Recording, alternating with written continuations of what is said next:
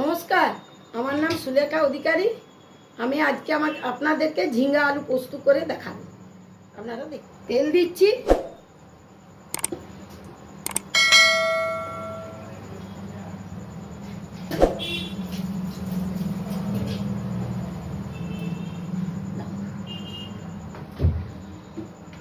কালো জিরে দিলাম,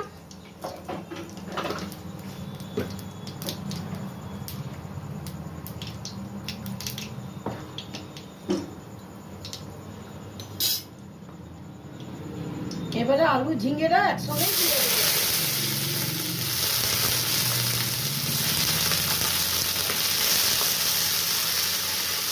আলু ঝিঙ্গেটা একসঙ্গে, ঝিঙ্গেগুলো একটু বড় বড় কেটেছি, কেননা ঝিঙ্গেগুলো একদম হয়ে যায়, নিচে ঘেটে যায়। ওই জন্য আমি একটু বড় বড় কেটেছি ঝিঙ্গেগুলো, যাতে ঝিঙ্গেগুলো অতটা না ঘেটে যায়।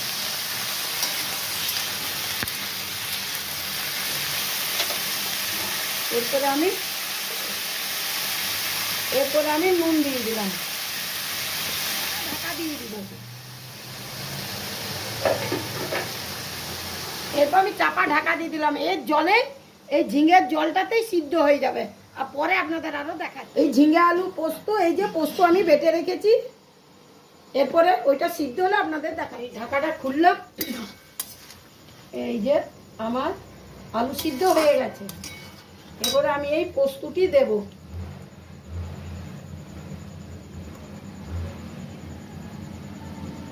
ঝিঙে পোস্ত আমি একটু এই পোস্তটি দিলাম। এরপরে আমি এই অল্প কাশ্মীরি লঙ্কা দিলাম। পোস্তটি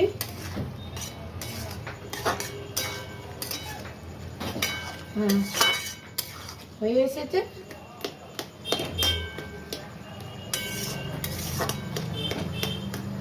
ঝিঙে পোস্ত আমার হয়ে এসেছে।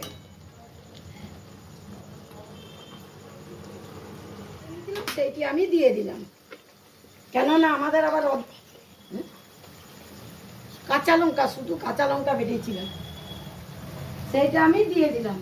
কেননা আমার বাড়িতে আরো কেউ ঝাল খায়, কেউ বিনা ঝাল খায়, ওই জন্য আমি পরে কাঁচা লঙ্কাটা বেটে দিলাম।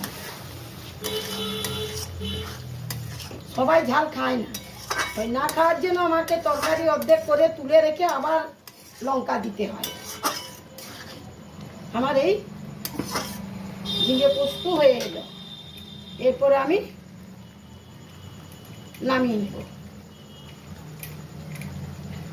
অল্প কাঁচা তেল দিয়ে দিচ্ছি উপর থেকে।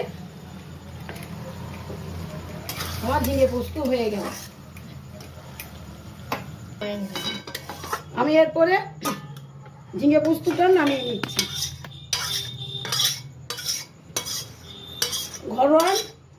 ঘরোয়া ঝিঙে পোস্ত, সিম্পল ঝিঙে পোস্ত আমি আজকে করলাম, কেননা আজ বৃহস্পতিবার, নিরামিষের ব্যাপার আছে, ওই জন্যে আমি ঝিঙে পোস্তটা করলাম। আপনাদের যদি আমার হয়ে গেছে, আপনাদের যদি ভালো লাগে লাইক ও সাবস্ক্রাইব করে দিবেন।